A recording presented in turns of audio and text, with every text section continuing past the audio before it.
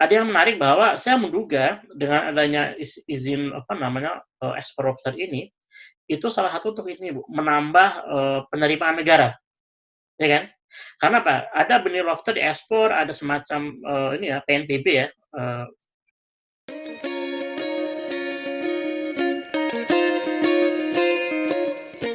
Kita akan berbincang-bincang dengan peneliti dari Indef, Mas Rusli Abdullah.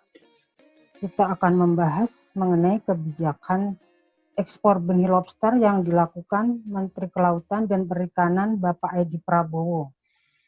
Kebijakan yang berbeda yang ditempuh dengan Menteri sebelumnya Susi Pujiastuti, dua menteri dengan kebijakan berbeda, sama-sama di bawah kepemimpinan Presiden Joko Widodo.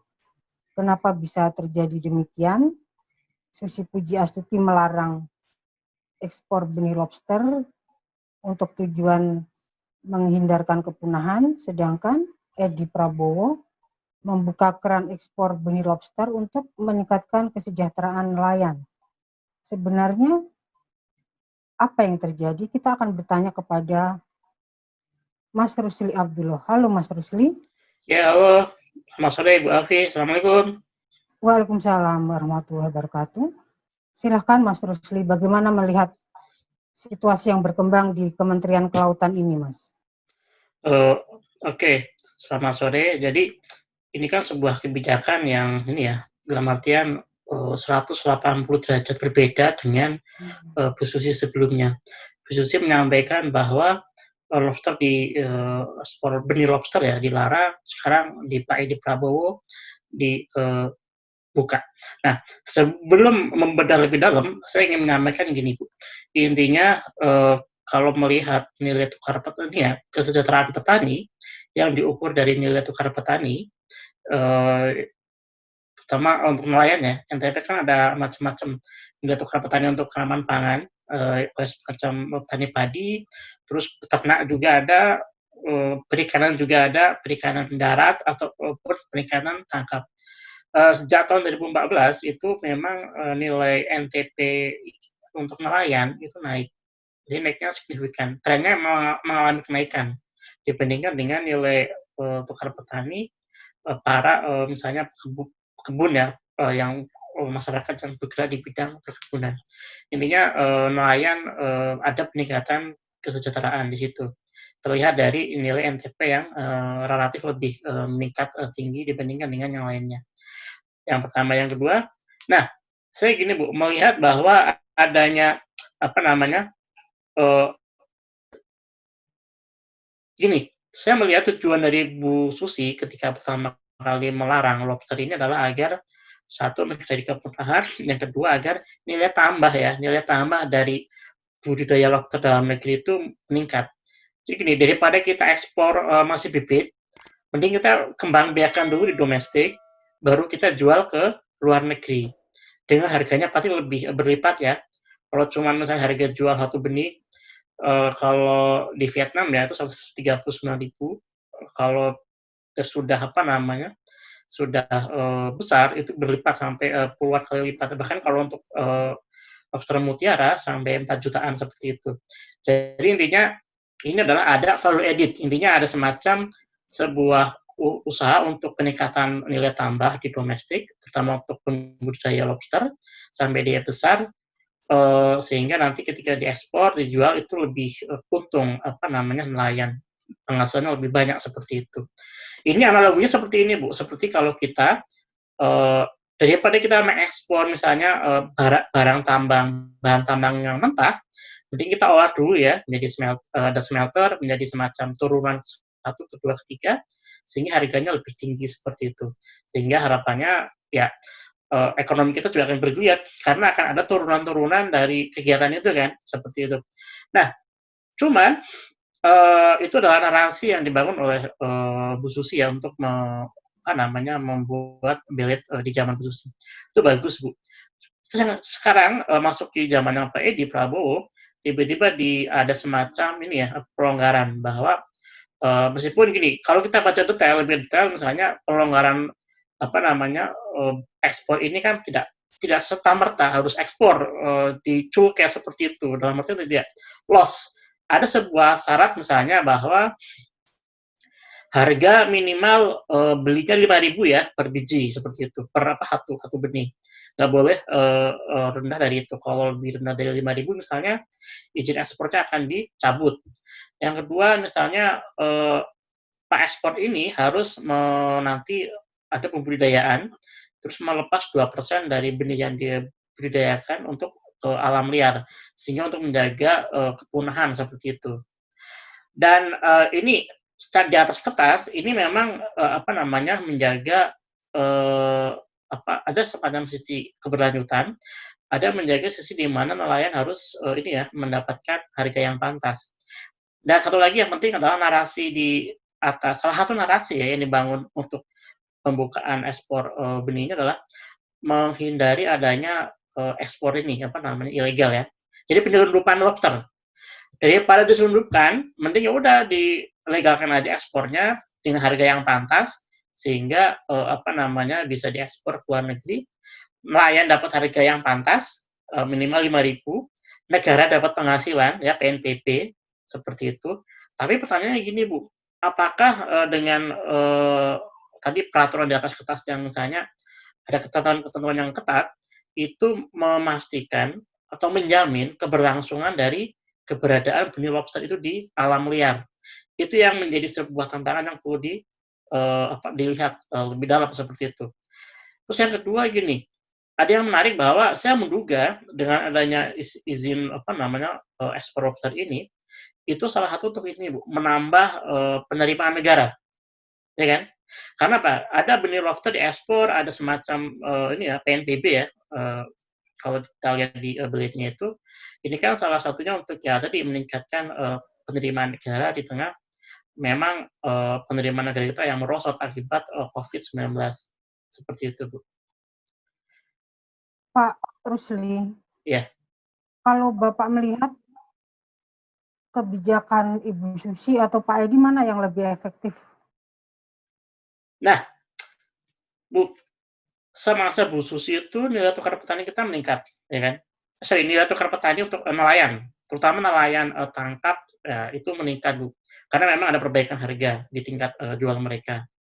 Nah, untuk melihat perbandingan antara lebih baik mana antara Bu Susi dengan Pak Edi, mungkin akan ada beberapa macam indikator. Misalnya gini, yang pasti kita harus melihat bagaimana sih kesejahteraan nelayan, ya. Kalau memang nilai tukar nelayannya semakin meningkat dibandingkan dengan nilai Bu Susi atau minimal sama, berarti kebijakannya di zamannya Pak Edi ini bagus. Tapi kan itu belum ini Bu, kita belum bisa melihat ya secara secara historisnya kan baru belum ada setahun kan seperti itu. Tapi mungkin akan setahun akan kelihatan perbandingannya. Yang kedua, ini bisa dilihat bahwa maksud dari penerimaan negara kan mungkin indikatornya Bu ya. Tadi kesejahteraan negara, sekarang penerimaan negara. Mungkin dulu ketika zaman nggak COVID, Bu, ketika penerimaan ekspor lobster ya, penerimaan negara nggak dipandang begitu signifikan. Tapi ketika di zaman COVID-19 ini, penerimaan negara sekecil apapun ya, nilainya cuma miliaran, itu sangat dihargai sekali. Karena memang kita lagi butuh tadi penerimaan negara yang banyak seperti itu. Nah, cuma ini kan sesuatu yang relatif Bu ya. Tapi yang penting gini, yang jelas Bu, kebijakan Pak Edi di masa pandemi ini ya untuk membuka ekspor lobster ini secara jangka pendek nih, belum tentu dalam jangka panjang. Itu pasti akan menguntungkan. Pertama, nelayan tadi Bu yang namanya yang tadi harga jual belinya cuma misalnya 3 sampai 5.000, dia ada peningkatan. Yang kedua, misalnya nilai ekspor kita berarti akan meningkat Bu ya. Seperti itu. Daripada kalau kita menunggu sampai setahun 2 tahun sampai lobster itu besar. Meskipun nanti harga ekspor atau nilai ekspor dari benih yang kita ekspor ketika dia itu udah gede, itu lebih gede nilainya daripada kalau kita ekspor ketika dia benih.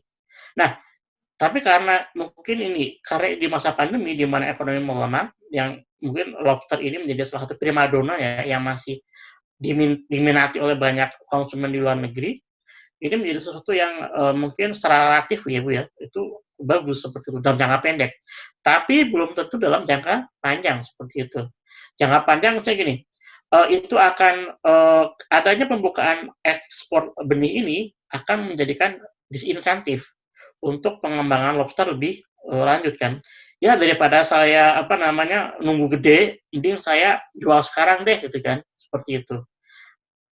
Sehingga lebih cepat dapat duit. Dan ini Bu, salah satu yang menjadi ciri khas dari usaha pertanian kita secara umum. Entah itu agriculture, terus misalnya hortikultura, bahkan pun tambang. Kita lebih suka jual mentah daripada harus membudidayakan secara lebih dalam jangka panjang, menunggu dia gede, karena resikonya juga gede, seperti itu. Nah, ini yang menarik. Bagaimana resiko antara ketika dia dari benih sampai ke besar itu bisa ditanggung oleh pemerintah misalnya. Apakah siapa yang menjamin seperti itu? Dan mungkin ini harus pemerintah itu harusnya hadir di situ.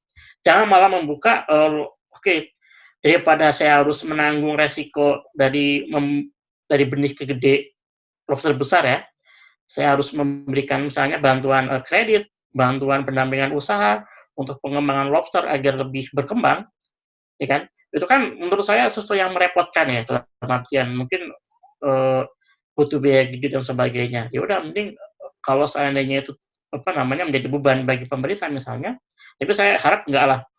Lebih baik ya udah diekspor aja ketika kecil. Nah, ini hanya sebuah opsi aja Bu, mau jual lobster benih atau ditunggu sampai besar dengan resiko gede, tapi juga nanti penerimaannya gede seperti itu.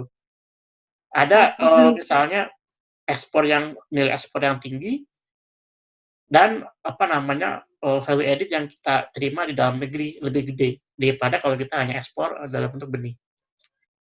Pak Rusli, bagaimana dengan ancaman kepunahan? Benih-benih lobster kita ekspor nanti punah gimana? Nah, kalau untuk masalah punah Bu, saya bukan ahli ini ya kelautan. Cuman kalau seandainya kita ekspornya loss, nggak ada sebuah pengendalian, pasti itu akan ada ancaman kepunahan ya kalau menggunakan logika sederhana. Dengan tadi dengan didasari pada narasi lebih mudah ekspor benih daripada kita mengekspor lobster dewasa. Kalau narasi itu atau fakta itu yang tersedia di lapangan, otomatis ya pada nanti orang akan lebih cenderung untuk ya udah mending saya ekspor benih lobster daripada saya harus memelihara sampai gede, resikonya gede, butuh biaya gede, dan belum tentu saya panen. Dan kalau itu yang terjadi, ya ancaman kepunahan bisa terjadi Bu, seperti itu. Tapi kalau kita lihat dari pernyataan Menteri KKP, akan ada jaminan assured bahwa ekspor itu harus menyisihkan 2% ya dari benih mereka untuk dilepaskan ke laut. Nah, ini mungkin salah satu cara untuk menghindari kepunahan seperti itu. Tapi yang tanyanya apakah itu cukup dengan ada semacam pengembalian benih itu 2% ke alam liar. Nah, ini mungkin ahli teman-teman di kelautan, ilmu kelautan atau ilmu perikanan itu yang lebih kompeten menjawab seperti itu, Bu. Tapi yang jelas kalau jika jangka panjang dan ini proses ekspornya loss tanpa ada semacam sebuah ketentuan untuk mengembalikan ke alam, itu ya pastinya akan mengancam kepunahan lobster ini. Kalau tadi saya perhatikan jawaban Pak Rusli, tampaknya lebih cenderung memilih kebijakan Pak Edi ya dibanding Bu Susi ya, Pak Rusli. Nah,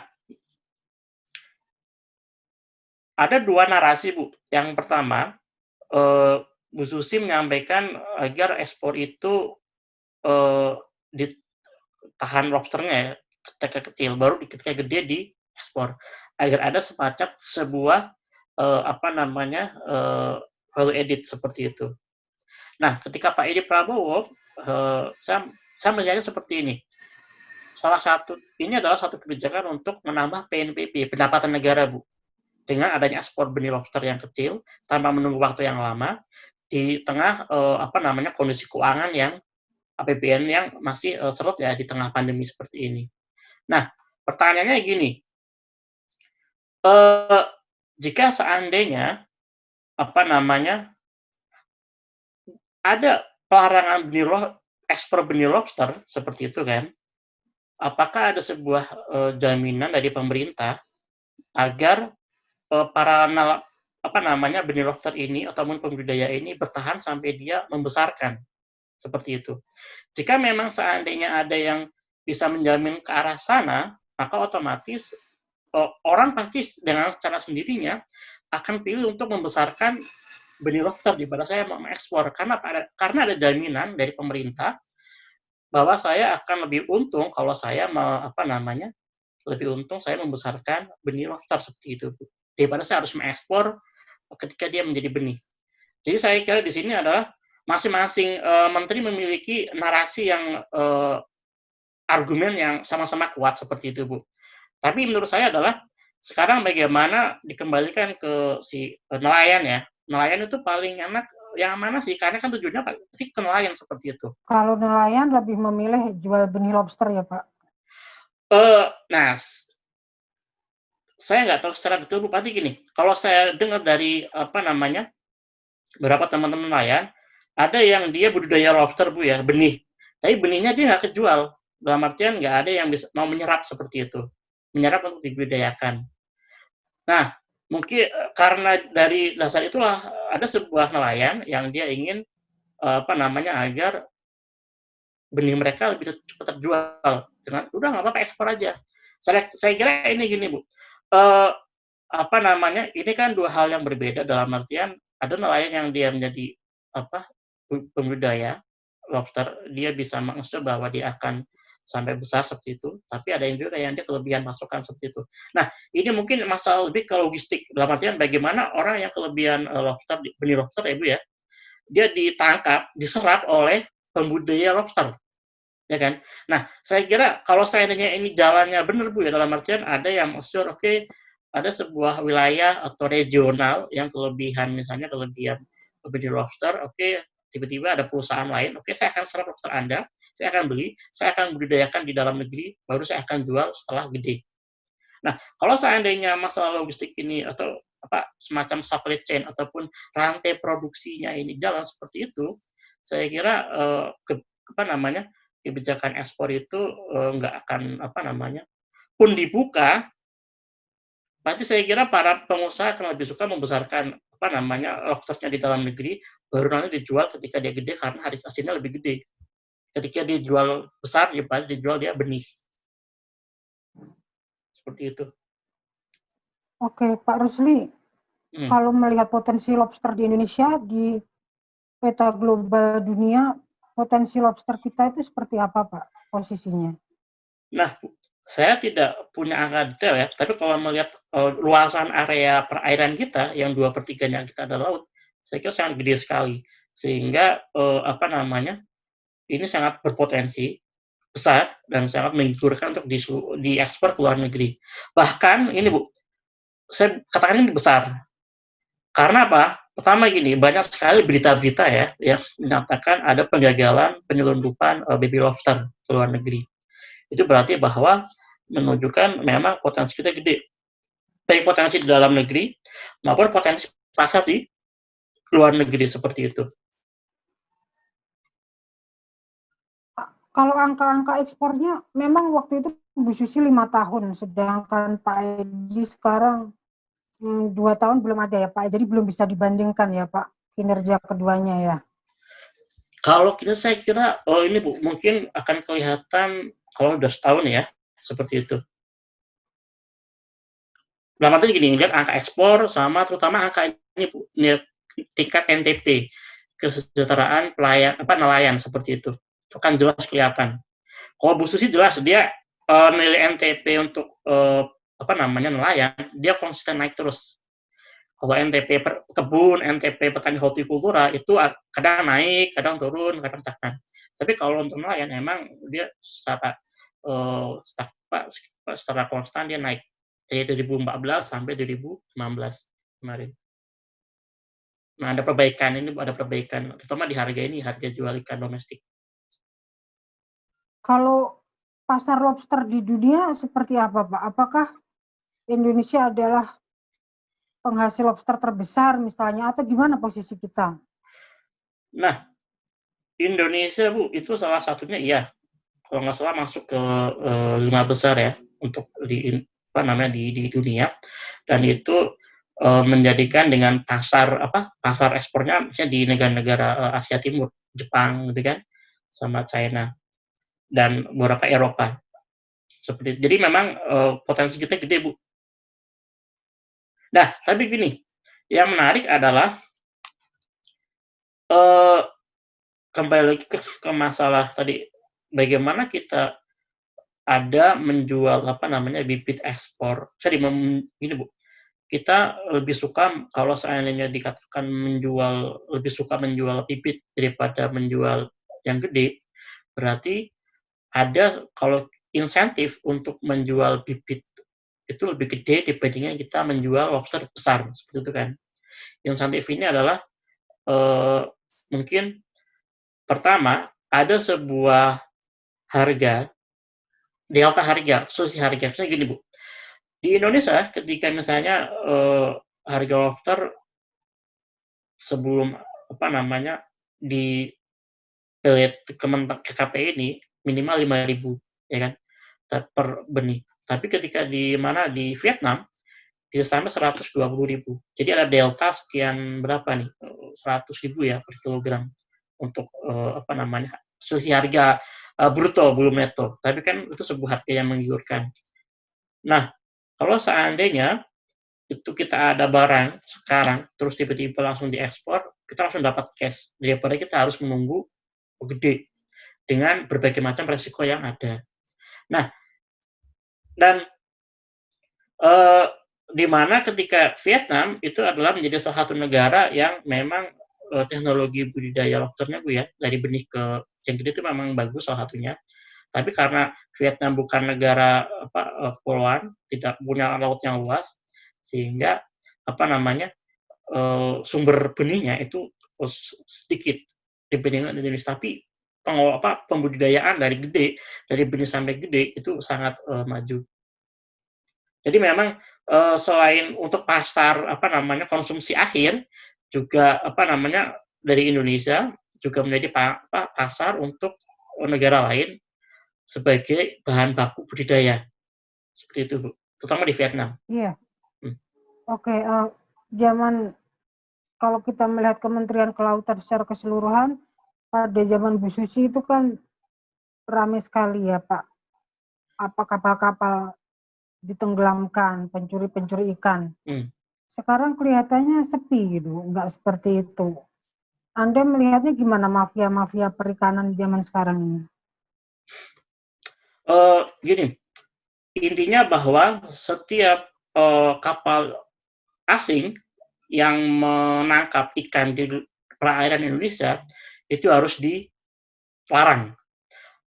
Bagaimanapun caranya, mau ditenggelamkan, mau diusir, mau misalnya dipenjara atau diusir Bu ya ke luar perairan Indonesia, itu tergantung pada masing-masing kebijakan kementerian atau mungkin rezim ya. Tapi pada prinsipnya adalah setiap kapal itu harus dilarang. Nah, masalah penenggelaman kapal saya kira itu sangat bagus sekali untuk memberikan efek jerah, ya kan?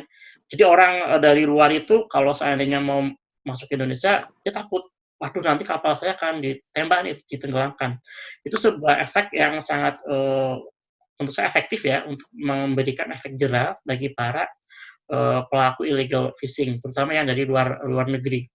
Nah, untuk zaman sekarang, kenapa itu ketika periode sekarang Bu ya, kenapa itu dihilangkan? Seharusnya meskipun dihilangkan, tetap harus dia menerapkan prinsip ya orang kalau dari kapal dari luar nggak boleh masuk ke Indonesia, apapun caranya seperti itu. Tapi apakah itu bisa menjamin bahwa itu akan menjadikan efek jerah bagi para pelaku illegal fishing dari luar negeri seperti itu. Dan saya kira ini sebuah pilihan kebijakan masing-masing ini Bu ya, rezim.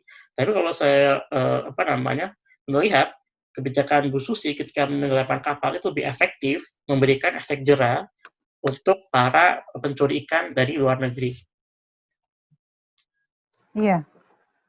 Terus kabarnya kan Menteri Edi Prabowo ini melibatkan perusahaan yang berafiliasi dengan Partai Gerindra untuk mengekspor benih lobster. Apa yang Bapak ketahui dari hal ini?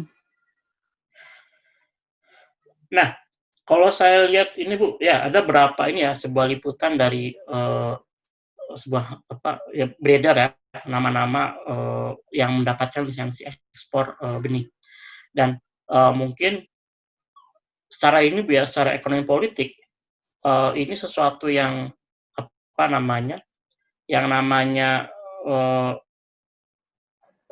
sebuah partai dia menempatkan kadernya ya di sebuah pos kementerian mungkin bisa dikatakan ya ini sesuatu yang mafhum kan. Tapi sesuatu mafhum itu nggak bisa kita benarkan secara begitu saja seperti itu. Nah, kalau saya kira kalau memang prosesnya itu sesuai dengan ketentuan dan sebagainya, saya kira no problem. Tapi kalau seandainya itu nggak sesuai dengan ketentuan, ya itu yang menjadi masalah. Nah, menurut saya adalah bagaimana sekarang apakah ketentuan itu sesuai dengan hukum yang berlaku seperti itu. Dan apakah hanya partai dari Pak Edi Prabowo saja yang mendapatkan kuota itu. Kalau kita melihat nama-nama lain kan, dan itu perlu ditelusuri lebih lanjut. Seperti itu, Bu. Iya. Jadi kalau Pak Rusli ikuti dari zaman Bu Susi, kemudian Pak Edi, itu semuanya on the track atau mana yang lebih bagus, Pak? Nah, kalau kita melihat ini Bu ya, nilai dari indikator kesejahteraan nelayan ya, kebijakan Bu Susi itu sudah bagus karena dia lihat nilai dari nilai NTP nelayan itu konsisten meningkat. Itu jadi baseline-nya kalau kita melihat kebijakan Bu Susi sebagai baseline, maka akan kita bandingkan dengan kebijakan dari Pak Edi saat ini. Kalau memang misalnya kita lihat dalam waktu setahun ke depan ini jelek, berarti nilai kesejahteraan nelayan ya itu menjadi buruk, berarti memang bermacam kebijakan yang dikeluarkan di zamannya di zamannya Pak Edi ini tidak lebih baik daripada zamannya Bu Susi. Salah satu indikator tadi Bu, nilai tukar nilai tukar nelayan, terutama nelayan tangkap seperti itu. Jadi mungkin kalau kita melihat ini Bu, kabinet ini yang hanya baru berumur nggak sampai setahun ya, mungkin setahun nanti bulan Oktober besok akan kelihatan bagaimana track-nya seperti itu. Tapi kalau seandainya melihat bahwa berbagai narasi yang disampaikan Pak Menteri KKP sekarang yang terkait dengan benih lobster itu, yang katanya akan meningkatkan kesejahteraan nelayan, ya kita bisa nanti lihat dari nilai NTP itu. Gitu. Jadi butuh waktu ya Pak ya untuk melihat kinerja Pak Edi lebih lanjut berkaitan kebijakan benih lobster ini ya. Terutama itu satu yang betul Bu. Kalau melihat prestasi Bu Susi kan meningkat terus tadi Bapak bilang ya. Penghasilan dari nilai NTP NTP nelayan. Betul.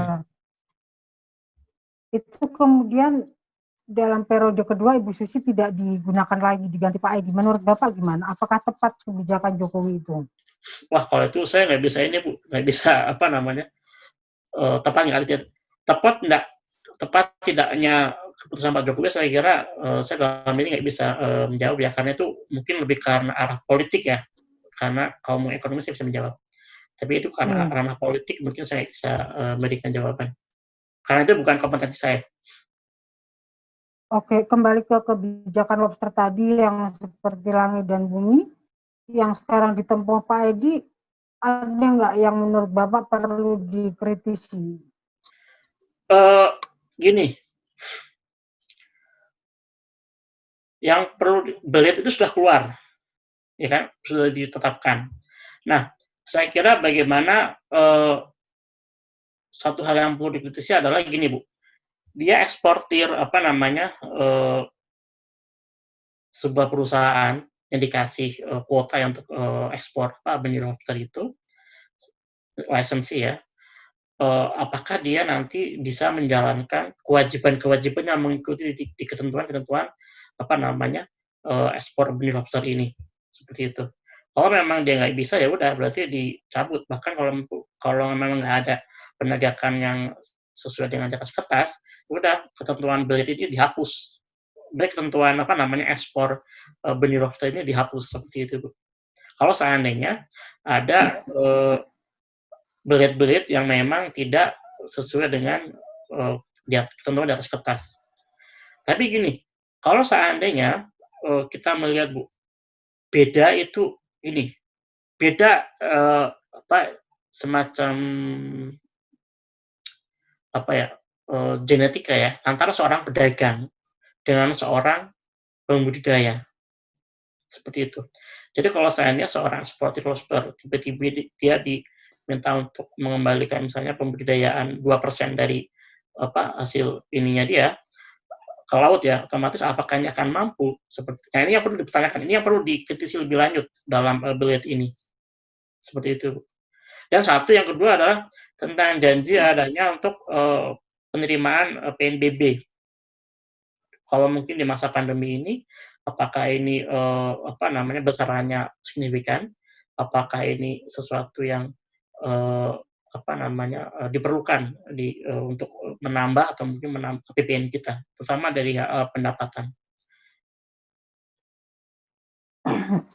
Oke, Pak Rusli. Pertanyaan terakhir mungkin ada masukan buat Menteri Kelautan dan Perikanan secara umum gitu. Nggak sekedar lobster, tapi seluruh kebijakan Pak Egy mungkin ada masukan dari Pak Rusli. Oke. Pertama, Bu, saya kira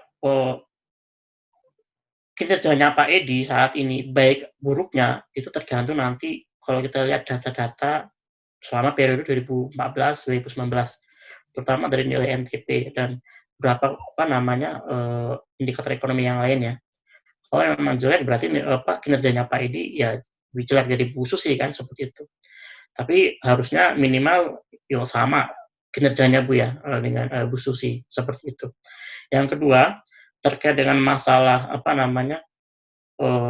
lobster ini, ekspor lobster, ini bagaimana menurut saya adalah KKP itu harus lebih kepada ini, mengutamakan sebuah kebijakan yang menjadikan iklim investasi atau iklim usaha pembudidayaan lobster sampai besar itu lebih menarik dibandingkan harus dia mengekspor benih lobster yang kecil. Mungkin ini pilihan kalau untuk ada pelonggaran ataupun pembolehan ekspor benih ini karena nanti narasi ilegal yang ekspor ilegal yang masih marak, kemudian ada nanti peluang PNBP di tengah defisit atau di tengah kinerja fiskal kita yang jeblok, itu mungkin sesuatu yang perlu dipertimbangkan lagi. Tapi yang diutamakan adalah bagaimana pemerintah dalam hal ini KKP pastinya kerjasama dengan ini Bu, Kementerian Perindustrian, kerjasama dengan BKPM ya, dalam menghadirkan iklim usaha yang menjadikan membesarkan lobster itu lebih menarik daripada harus mengekspor benih lobster. Saya kira kalau seandainya berbagai macam iklim investasi ataupun insentif untuk membesarkan lobster lebih besar daripada harus mengekspor benih lobster, pun ada belit ekspor benih lobster, Bu, saya kira para nelayan, para pengusaha akan lebih tertarik untuk membesarkan lobster mereka daripada harus mengekspor benih lobster mereka. Seperti itu. Oke, Pak Rusli. Terima kasih banyak atas waktunya berbincang dengan Tagan. Sama-sama.